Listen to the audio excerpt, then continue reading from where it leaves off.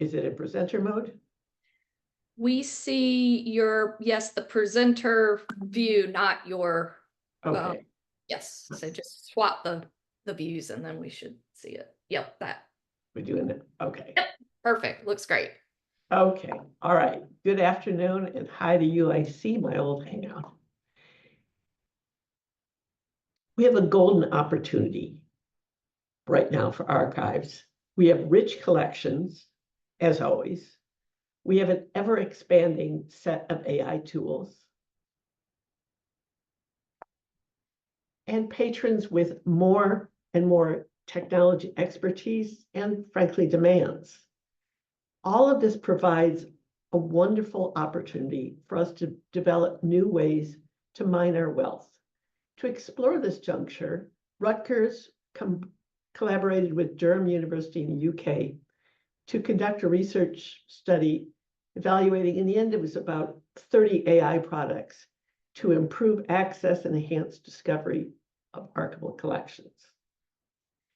Our primary test data was the William Elliott Griffiths collection at Rutgers. Excuse me.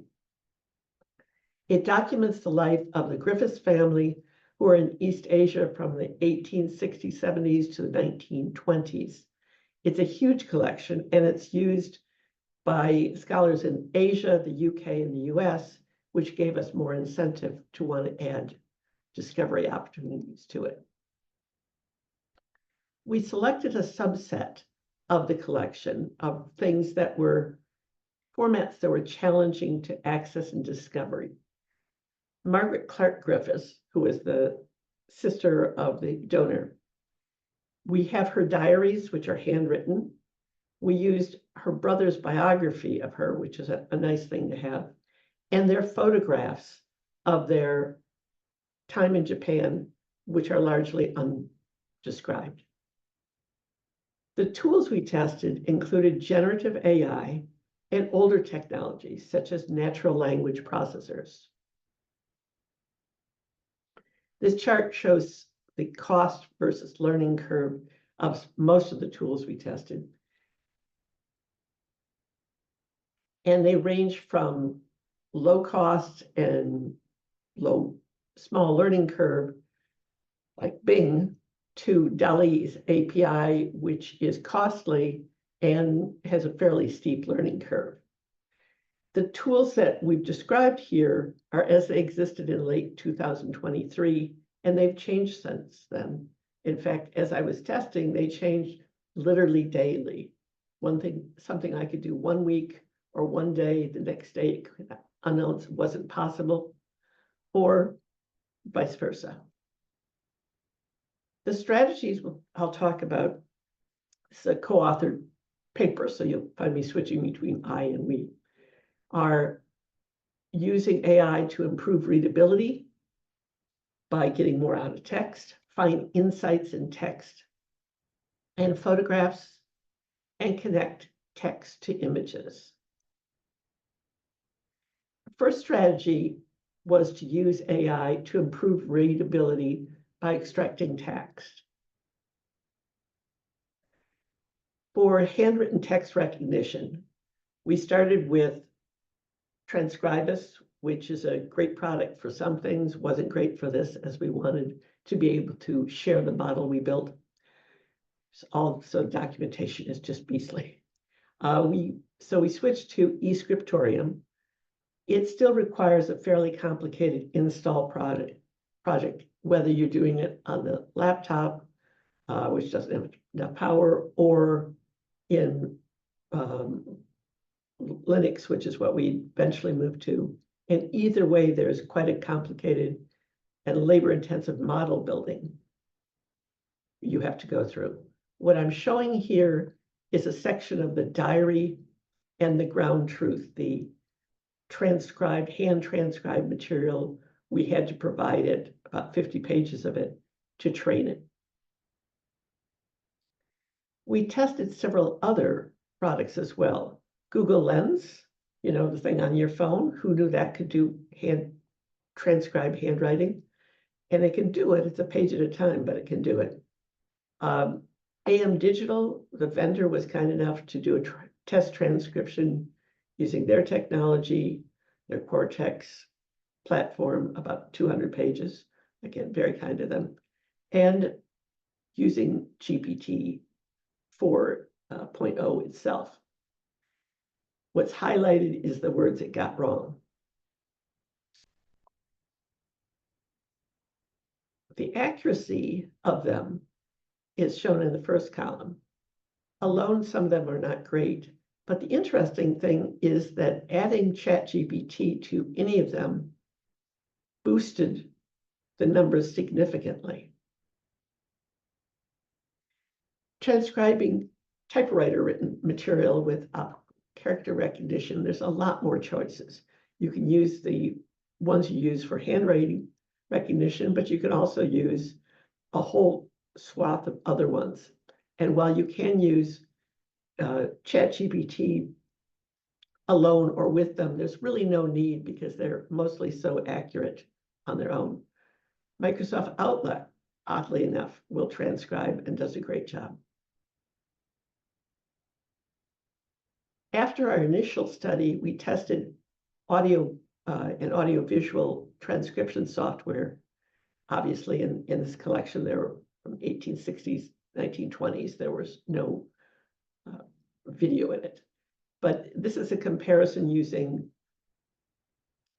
Whisper, which is a ChatGPT OpenAI product, and Otter, a more expensive but much more accurate transcriber. The second strategy was finding insights using AI. Once you've extracted the text, to make the text more useful to scholars.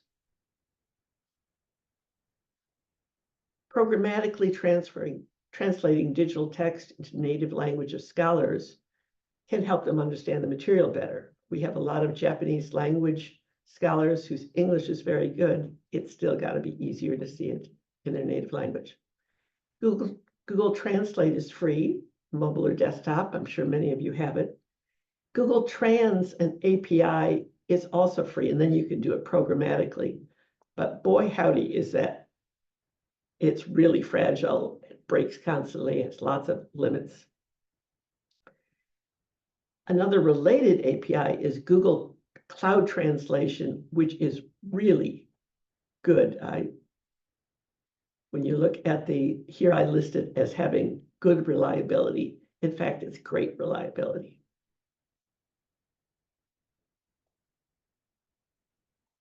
Emotional tone or sentiment analysis can be done with newer and older technology.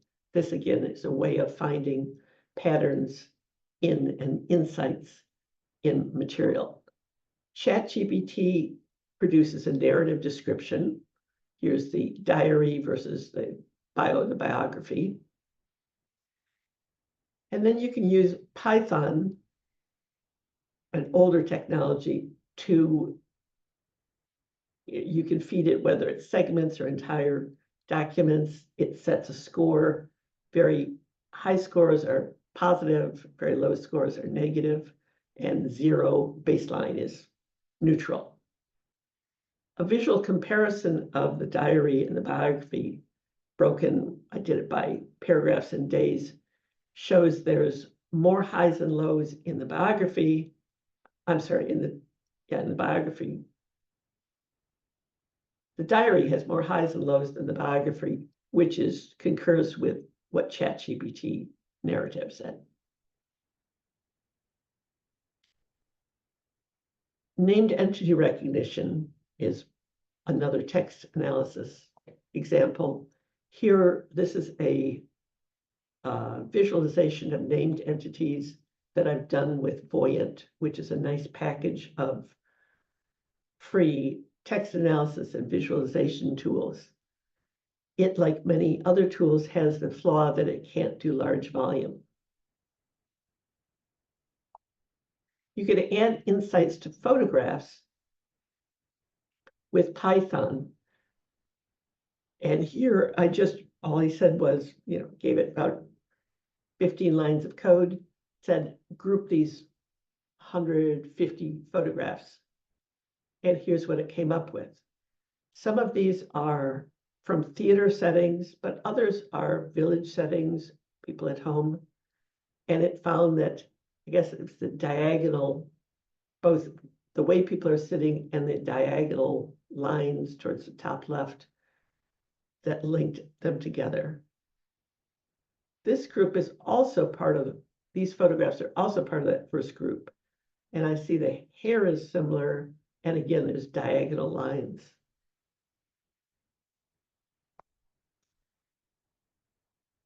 Connecting text and images edging towards the newer multimodal analysis is the third strategy.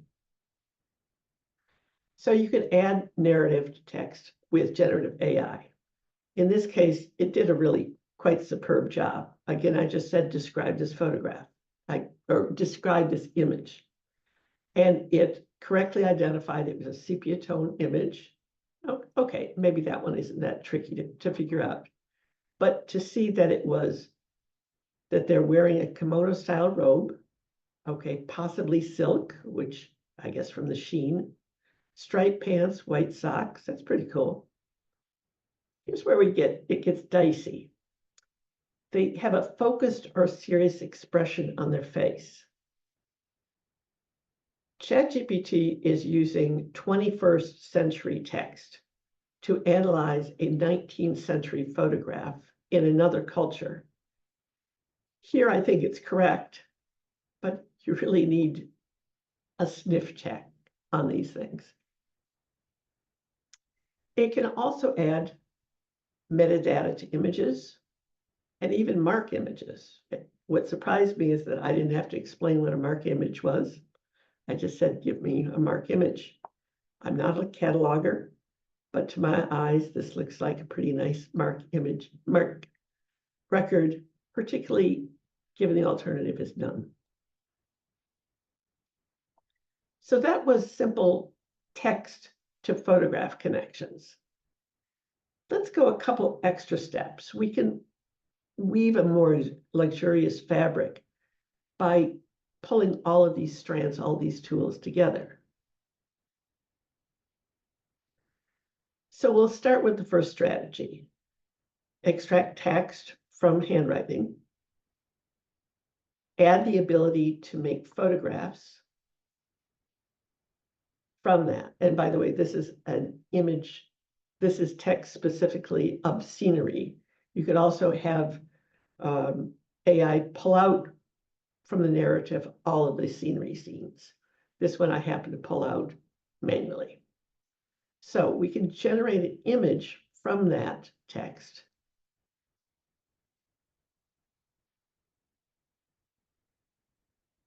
Sorry, just a moment. Voila. Okay. So you've got an image from that text. And it's pretty cool. It's great for students, let's say, that need some sort of image to link to a narrative. The catch is it's made up. It could have no connection to reality. The machine went out and to ImageNet and looked up Kyoto, which is the old name for Tokyo, the Bay of Tokyo, Yokohama, the chunks, and pieced them together and did it in an attractive fashion. What I asked was for it to make a 19th century, not 20th century, but a 19th century sepia image. To make it a little bit more real, let's take that image and link it to the real photographs that I've scanned programmatically and ask which ones are similar. This is the top 4 it came up with.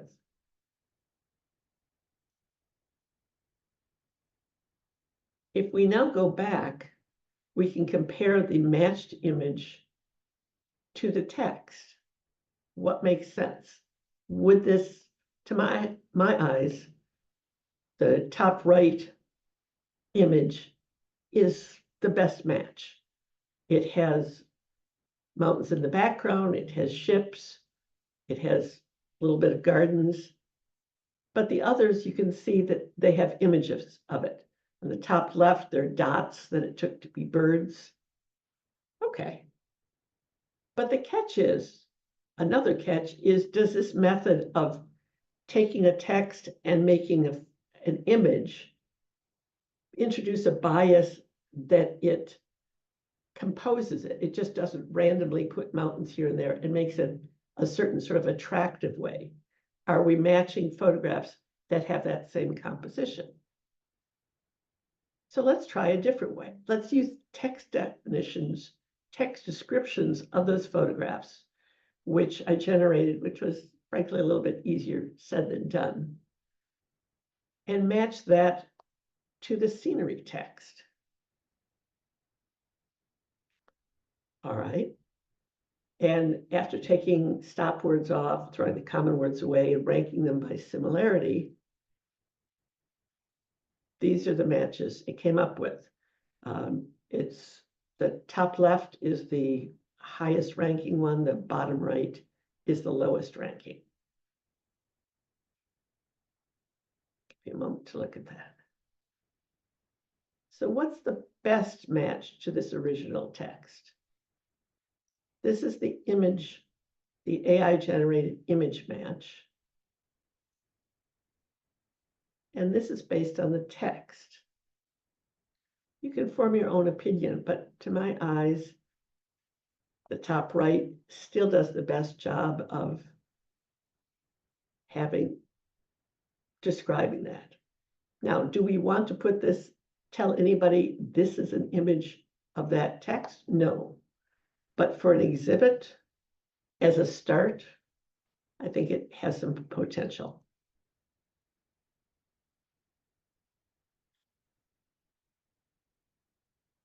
So the strategies we've used are to extract text, gain new insights, and link text to photos. I want to emphasize this because when we started this research, our concerns were that we knew there were texts, that there were a lot of tools. What we didn't know is why you would use them. We had these circular conversations with our tech people who would say, we'd say, so what can AI do for manuscripts? And they would say, well, what do you want it to do? Well, we didn't know what it could do, so we didn't know what to ask for.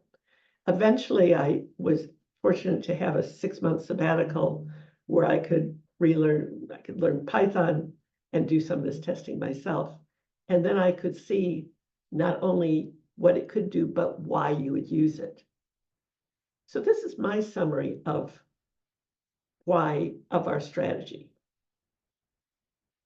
I created a custom GPT, fed our 45-page paper into it, and asked this custom GPT to describe the scenarios that I built up. I won't read this to you, but I'll give you a moment to do it. I tested it against 5 other PDF text analysis tools. And I'm going to say that the custom one that you can make in the fee-for-service 4.0 ChatGPT is far superior. The lessons learned, that AI can successfully be used in manuscript collections. There's enough variation in the skill required that there should be a tool that fits most librarians' skill level. The tools are most effective when paired, whether it's ChatGPT and eScriptorium or combining a image generation and text analysis. They work best in groups. But they require a lot of resource investment. AI is very resource greedy. The software is expensive. And I ended up paying for most of it because the university didn't have a model for paying for a monthly fee for each researcher. We've since figured that out. Even the free software is expensive because it requires a lot of staff time to set up the infrastructure, to learn it. There's steep learning curves. And it requires a lot of infrastructure, whether it's a Linux machine to properly run eScriptorium, or just the technical expertise. I'm an archivist with 40 years of coding experience, but I was backed up by my co-authors, Claire Warwick in Digital Humanities at Durham, UK, Bala Desingu, who is in computer science, and Rick Anderson, who's in games design. All right, and we are at time. So I had a couple extra slides if we had time, but that's what I needed to convey. Thank you so much. And I'd be happy to answer any questions in chat, the Q&A as time goes on. Thank you so much.